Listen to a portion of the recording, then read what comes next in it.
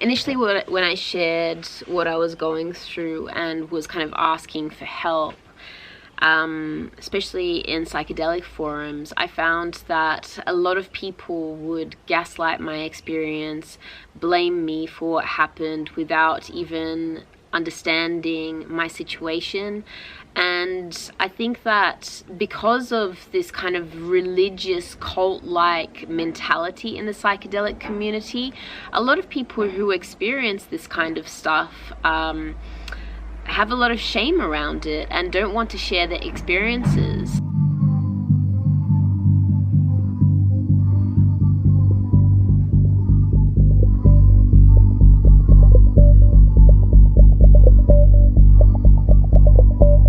Hi, my name is Steph, and last year I did an ayahuasca ceremony, which ended up being one of the most traumatic experiences of my life. Not necessarily because the ceremony itself, but what started happening 2 days afterwards. And I created a video about it last year when I was going through some of the worst symptoms. And I was kind of past the worst, actually, but still going through it. And so if you wanted to check that out, you're welcome to do so. In this video, I really just wanted to do a little bit of an update on, 1 year on after this crazy experience that I had that could have ended up a lot worse than what it has. And also to inform and present another perspective based on what I went through, so that people might be able to better educate themselves on this plant medicine option for their healing journey and make sure they don't make the same mistakes that I did, or at least have the information there. If they choose to make the mistakes, that's up to them. But I just wanted to, I guess there's just a lot of positive information about ayahuasca and psychedelics. Psychedelics are having a resurgence these days, and a lot of people, science is catching up. Doctors, psychologists, psychiatrists are starting to use psychedelics to help their patients, and there's a huge resurgence with the backing of the scientific community to support the effects that psychedelics and plant medicine can have on someone's healing journey. So it's kind of everywhere these days, everywhere you look, and a lot of people are going to shamans and doing their healing stuff, thinking that it's all rainbows and unicorns. And I feel like because there isn't that much other information out there, other people's experiences, the negative experiences, it can lead people to just hurt themselves and think that psychedelics are the only option to healing, which they are not. I'm definitely not against plant medicine. I definitely acknowledge that a lot of people have incredibly beautiful experiences on it. I was not one of those people at all. My ayahuasca journey, the ceremony itself was pretty traumatic in itself. And I talk about that in the last video that I recorded. And I'll link it down the bottom if you wanted to check that out.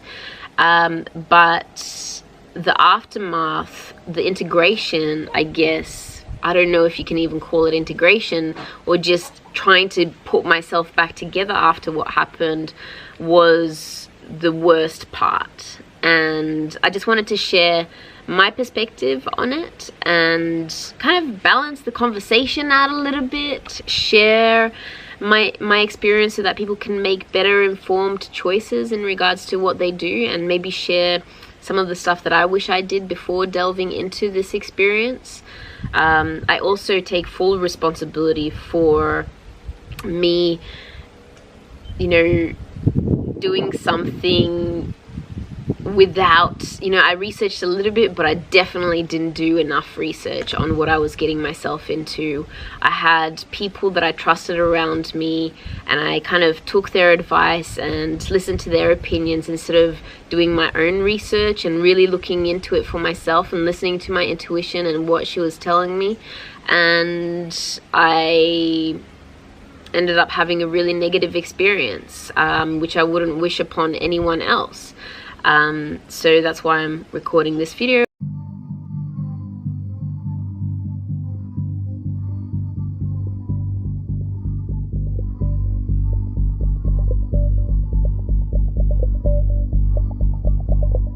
Ayahuasca is a mixture based on 2 vines, and then different shamans or people that create this mixture will add different things to it. Traditionally, it would be, you know, different tribes might mix different things into it, and based on their experiences and what they wanted to achieve, and they would be super knowledgeable people. But because ayahuasca is booming around the world, it's creating a whole industry of people that are claiming to be shamans, that are creating these concoctions for people and adding things like, for example, datura, which can cause psychosis, which can cause respiratory and cardiac arrests, which can cause death. And that was one of the things that I believe was in the mixture that I was given, and I was overdosed.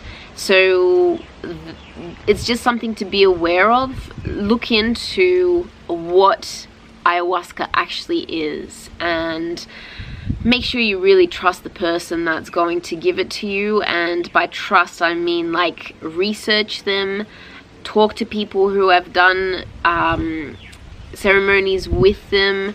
If you can find people who didn't like the experience that they had with them, talk to them as well. But definitely take your time. Take your time. There's no rush to dive into plant medicine. It's going to be there. It's not going to go away. But you might as well have a beautiful experience rather than fuck yourself up. A lot of people end up in psych wards afterwards. These are people that we don't hear about. A lot of people's lives get completely turned upside down. Their reality shifts completely upside down. I was completely disassociated from myself.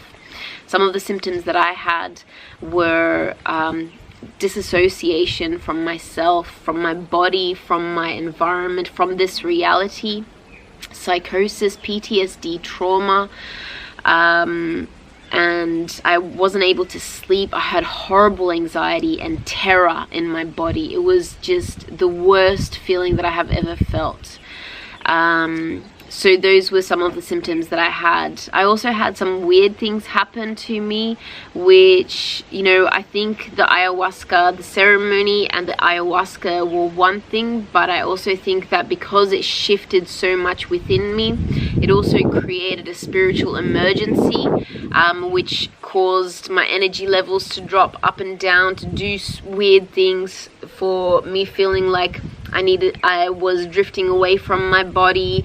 And then one time my dog Falky came and sat on my feet and grounded me back into my body again, and all sorts of stuff like that. So the trauma from the ceremony and from the ayahuasca was one thing, but then I also believe that I went through a spiritual emergence in the same thing, which turned into a spiritual emergency. And thank goodness I found a really good therapist eventually who understands this and doesn't think that I'm crazy, and which has led me to heal myself. When a personal transformation becomes a crisis, that was something that I went through, and on the back it also says something that I found it to be quite relevant. Increasing numbers of people involved in personal transformation are experiencing spiritual emergencies, crises when the process of growth and change becomes chaotic and overwhelming. Individuals experiencing such episodes may feel that their sense of identity is breaking down, that their old values no longer hold true, and that the very ground beneath their personal realities is radically shifting. In many cases, new realms of mystical and spiritual experience enter their lives suddenly and dramatically, resulting in fear and confusion. They may feel tremendous anxiety, have difficulty coping with their daily lives, jobs, and relationships, and may even fear for their own sanity. Unfortunately, much of modern psychiatry has failed to distinguish these episodes from mental illness. As a result, transformational crises are often suppressed by routine psychiatric care, medication, and even institutionalization. So this book, knowing that, part of my experience was the trauma, PTSD, and that more human experience, I guess you can say, that the other side of what I was going through was a spiritual emergency, when personal transformation becomes a crisis.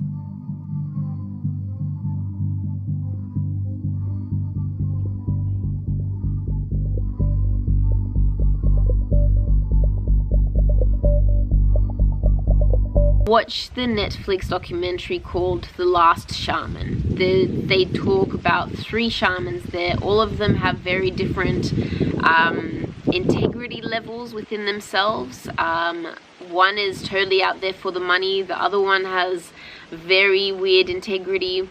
The third one is a real healer, and I think that's a really good comparison to look for, so that you know what you're looking for in a shaman. A lot of these days, shamans do these group ceremonies, up to 50 people, and you just can't provide the aftercare that people need after such a huge experience on one of the most powerful psychedelic drugs in the world. And that's something that is really needed, aftercare, because people go through fucked up things afterwards, like me, and I wasn't the only one. There were several people in the group that I did, and there were 10 people in my group. So 3 of them that I stayed in contact with, they all had messed up symptoms afterwards and messed up experiences afterwards, and I don't know what happened to the others. But there was no aftercare whatsoever, and that's something to also look into. What is the aftercare like? What support will you get afterwards? What support network are you going to have to help you integrate the experience?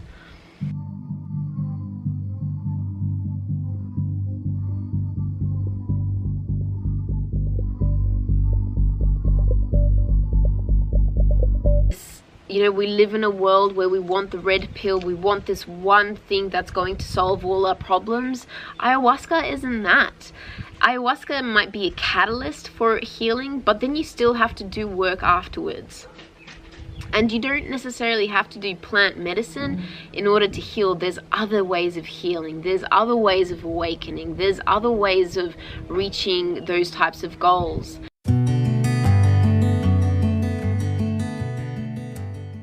If you have gone through a traumatic ayahuasca experience and you're struggling to ground yourself and come back to this reality, I just want you to know I have so much compassion and love for you. If it's anything like my experience, it was one of the scariest experiences of my life, and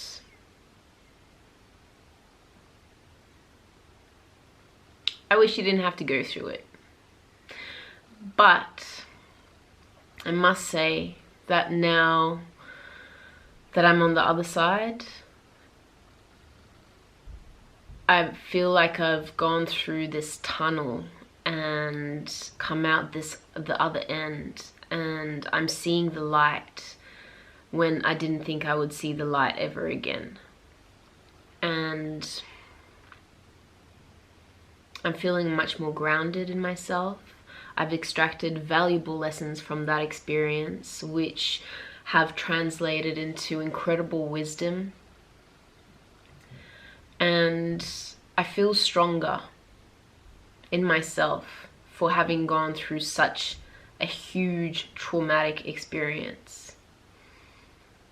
And I know that if you focus on self-love and self-care and focus on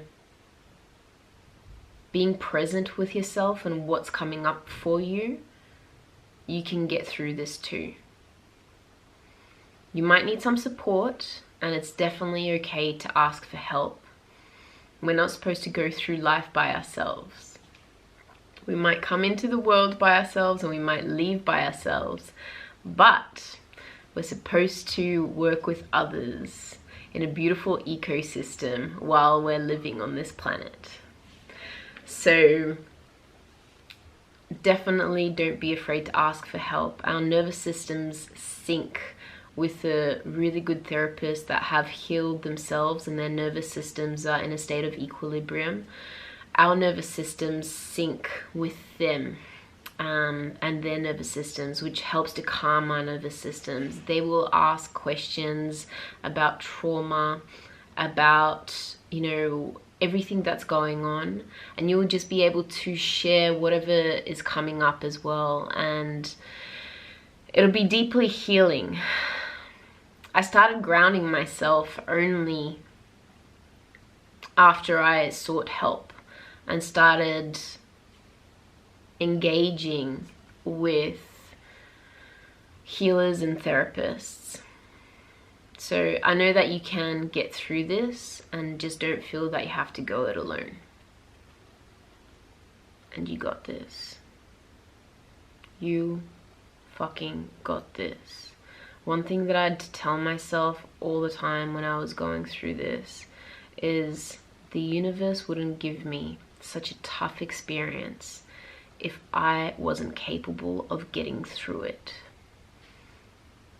And I know that sometimes I just wanted to give up, but I got through it. And I know that you can too.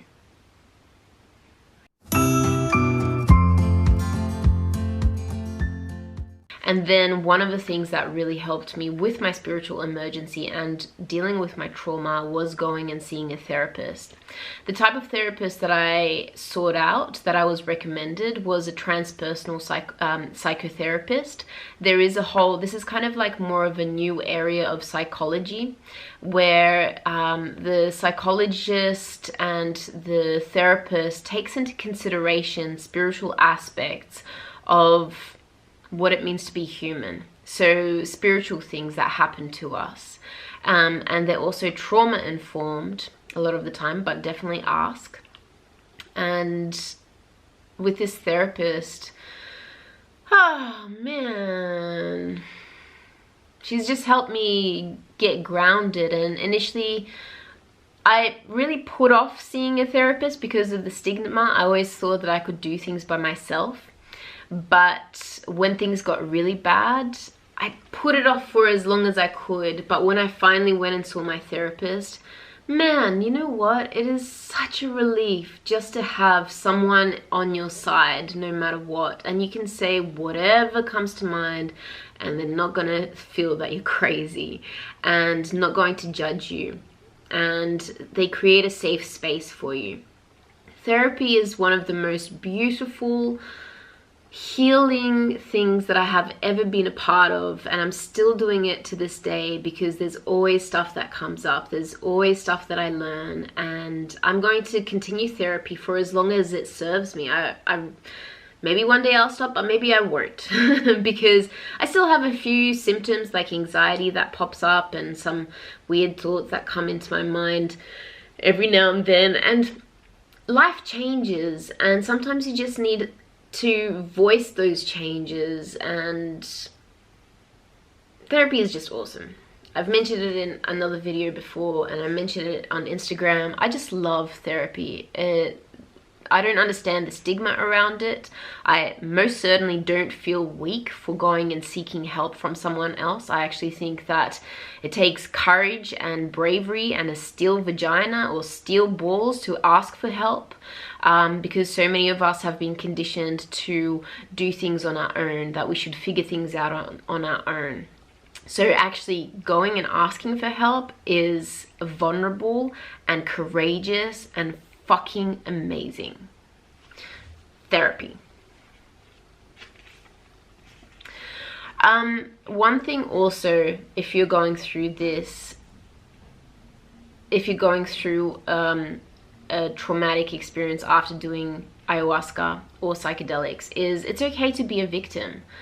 You've just been through something that has rocked your world upside down, flipped it inside out, smushed it, mushed it, pooped it out. Your world has crumbled into so many different pieces, and it's okay to be a victim.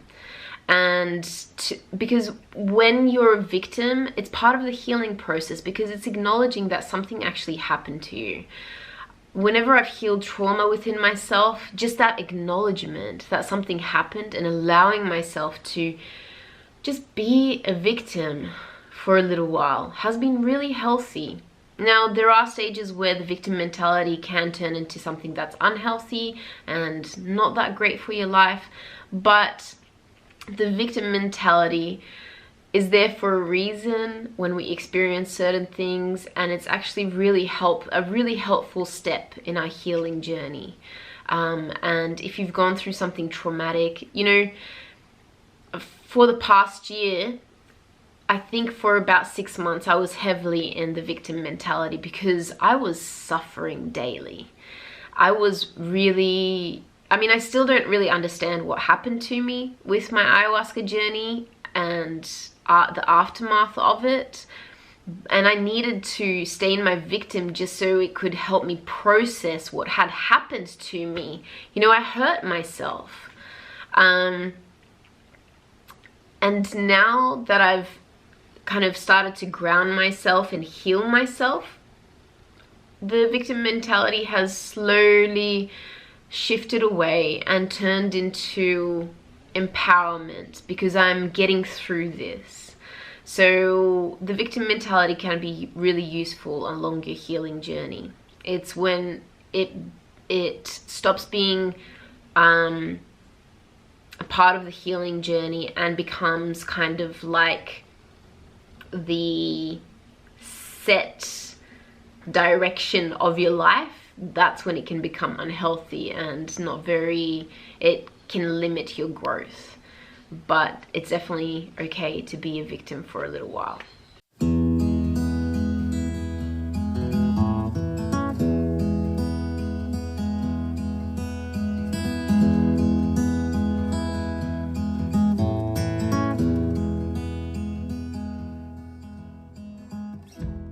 Now I'm just gonna say what I did along my healing journey and list out a whole heap of things, because if you're going through this, or if you're about to do ayahuasca, it's kind of nice to have a resource that you can turn to if things go pear-shaped. And I just wanted to list out all the things that I can remember that I did that helped me ground myself, because I was flying in a different, like, my consciousness was completely altered, and it felt like no matter what I did initially, nothing would ground me, and I had really weird altered states of consciousness. Initially, this was after the ayahuasca ceremony, months afterwards, up to like, even in Tasmania, I had this one weird altered state of consciousness that I mentioned in a video when I was there, that I recorded when I was there. So I really needed to find ways to ground myself. And one thing that I noticed when I was having these weird episodes was when I really focused on my nervous system, it was completely dysregulated, and I really needed to calm myself in some way. At the worst of it, nothing would work to calm my nervous system apart from one thing, and that was actually reading this book by Dr. DeMartini, saying Count Your Blessings, which is all about gratitude. I started reading about gratitude and thinking about all the things that I'm grateful for, and that brought me right back down into my heart and just made my nervous system calm down. And sometimes I might have gotten a few hours of very light sleep afterwards. But gratitude, I never realized how powerful gratitude was until it was the only thing that worked for me in order to bring me back down into my heart and calm my nervous system. So gratitude is an incredible tool belt. So maybe writing a gratitude list. Dr. John DeMartini also has this book, but also Attitude of Gratitude, I think, book. So you might want to look into purchasing those and reading them when things get too hard. Journaling was a huge thing for me. I just scribbled and scribbled and scribbled and scribbled. Anything that was in my head, I just scribbled. No matter how dark, how miserable, how terrifying the thoughts were, I would put them down on paper, get them out of my head. And I haven't revisited them since. I'll probably end up burning that journal, which is somewhere in the garage now hiding, because I don't even know what I wrote in there. I think I would be scared to look through it, to be honest. So journaling definitely helped. I slept with a rose quartz rock in my hand, on my heart, pretty much for the whole period of my experience afterwards. And I found that the rose quartz, I don't know if it was just feeling something hard in my hand and against my heart, or the fact that rose quartz is the stone of love, and holding it here felt like it was helping to heal my heart. I slept with the rose quartz as comfort, and it felt so good. Sometimes I would even put it down to my groin and just to my root chakra, and it helped me ground myself. I know that can sound strange to some people, but it helped. And if something helps, it doesn't fucking matter what anyone else might think of it. It helped me and it worked for me, and that's the most important thing. And I think that's really important to note as well. Your healing journey is your own, and if you do something for your own healing that other people might find strange, who cares? Who cares? Do whatever the fuck you need to do in order to heal. Apart from hurting others. Another thing that I found really interesting about my psyche at that time, because I was still kind of, even though I was in a weird state, I still observed myself through my journal, and there's always a part of me that observes myself. And I found that a lot of the stuff that was coming up were metaphors for things in my life that needed to be healed, like the strangest, craziest thoughts that needed to be healed. For example, I have a picture somewhere. Let me see if I can find it. I think maybe the works of Carl Jung he was a psychologist who delved into the spiritual world as well, and maybe his work might help you understand this a little bit better. So maybe look into his work. Also, one of the greatest things that has helped me heal on my journey is just accepting that this traumatic event is part of my life journey now, and there's nothing that I can do to shift it, and accepting it, kind of practicing radical acceptance with it has been really empowering. At first, there's a lot of denial. You don't want it to be a part of your life, but the reality is it is.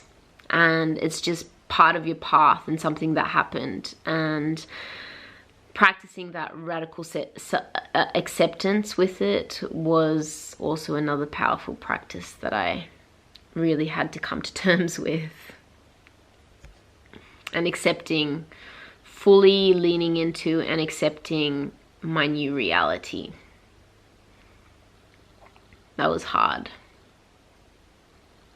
But I'm feeling much more grounded now.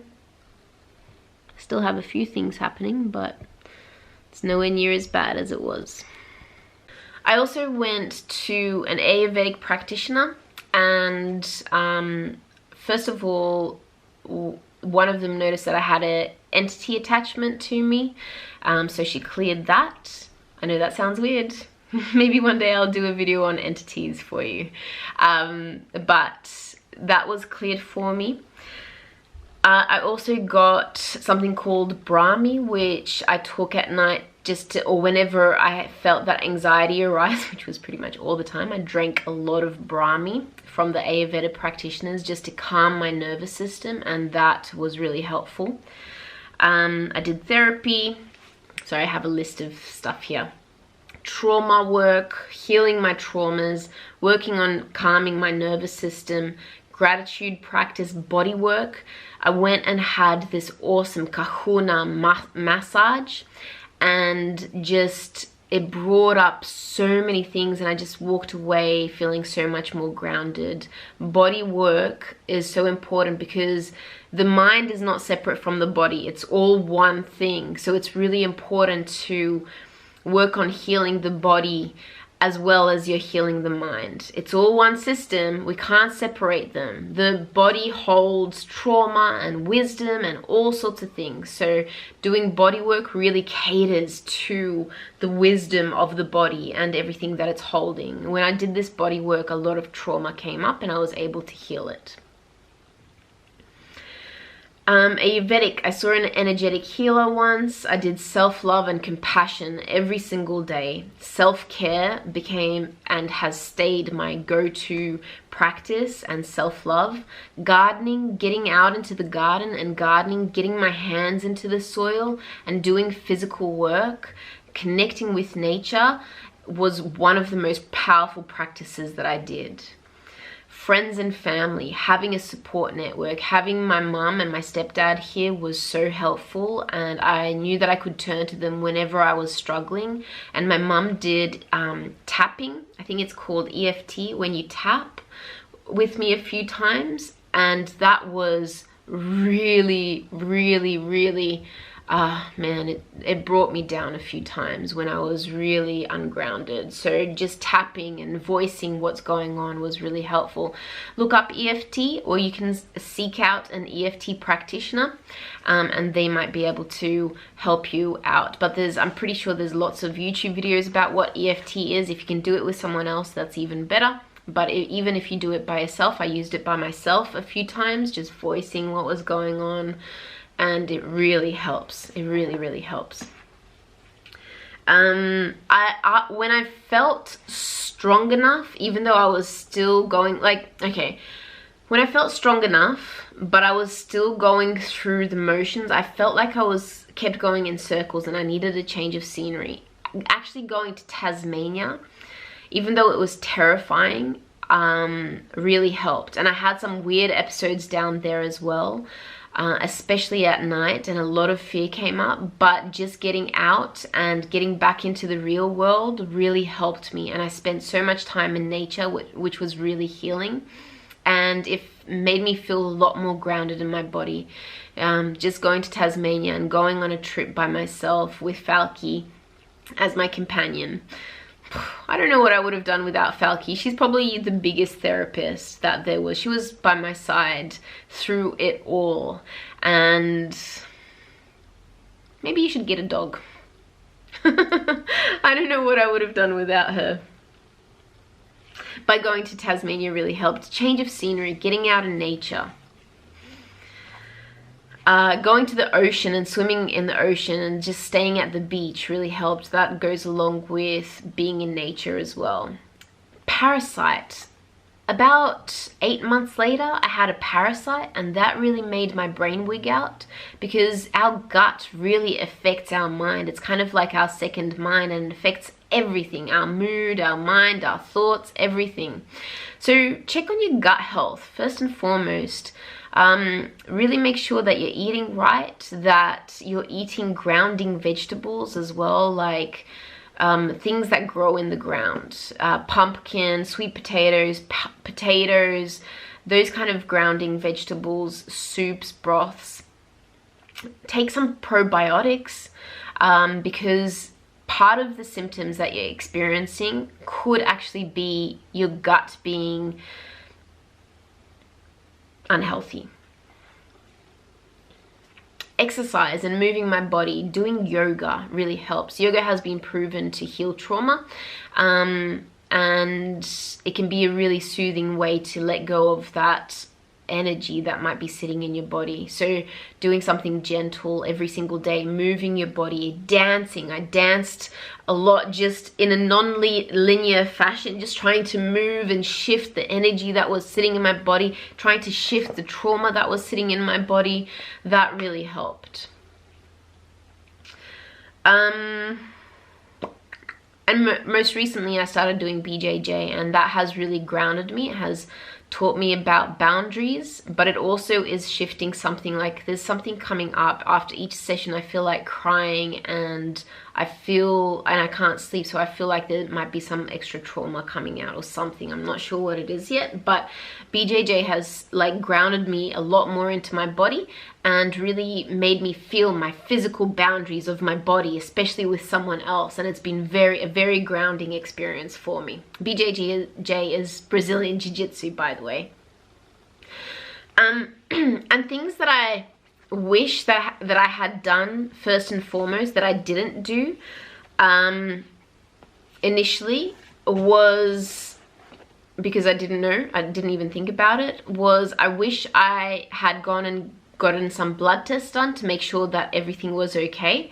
I wish I worked on my gut health just to make sure everything was okay, because I don't know what the fuck was in that ayahuasca mixture. It could have killed all my good bacteria. I purred so much, I did a weird poo the next day.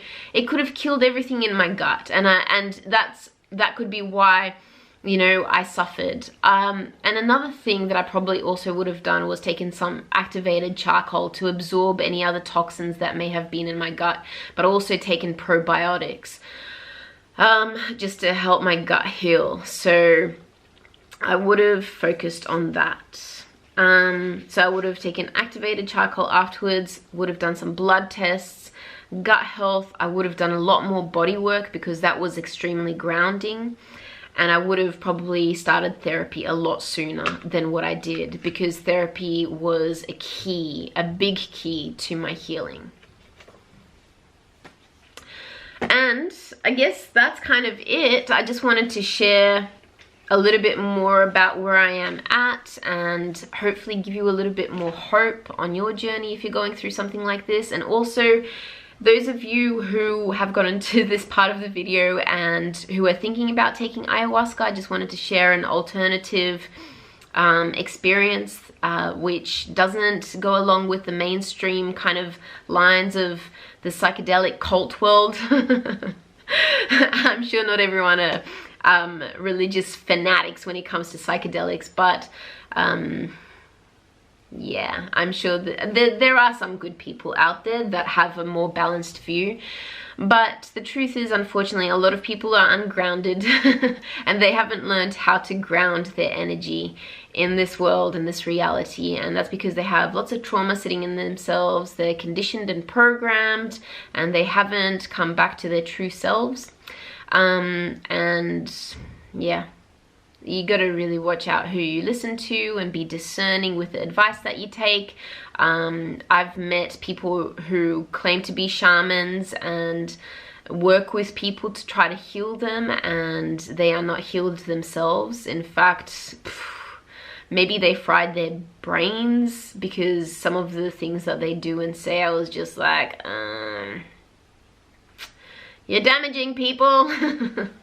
So just be careful. Just think about it a little bit more. Do more research. I know you'll do the thing that's right for you. Whether you do ayahuasca or don't do ayahuasca, that is totally up to you. Even if something happens to you, which most probably it won't. They could, one of the reasons why, you know, we don't hear about the negatives is probably because most people have really beautiful positive experiences. Maybe there's a lot more good shamans out there than there are bad ones, although that's questionable. Just do your research and make sure that you're making the right decision for yourself. So yeah, just look after yourself. You're beautiful and you deserve to be looked after by yourself, if you know what I mean. Practice self-care. Discernment is self-care. Boundaries are self-care. Listening to your intuition is self-care. Listening to yourself above others is self-care as well. You know what's the right path for you, and I just hope you have a beautiful experience. And if you don't, just remember, the universe wouldn't throw anything at you that you are not capable of handling. So that sounds like a bit of a corny line, but it really helped me along my journey. So you can take it or leave it, it doesn't matter. I mean, everything that I say in my videos, you can take or leave. Not everyone is going to resonate with what I have to say, but I just like to share whatever wisdom I've acquired along my journey, and hopefully it helps some others as well. So alright, I just wanted to get this video out there. I hope you liked it, and if you would like to subscribe to my channel, then please do so. Turn on notifications and let me know what you got out of this video in the comment section below. I would really love to hear it, and it helps the algorithm too, so that would be really helpful. Thank you so much, and I hope you have a wonderful day, night, whatever it is, wherever you are, whenever you're watching this video. Okay, bye!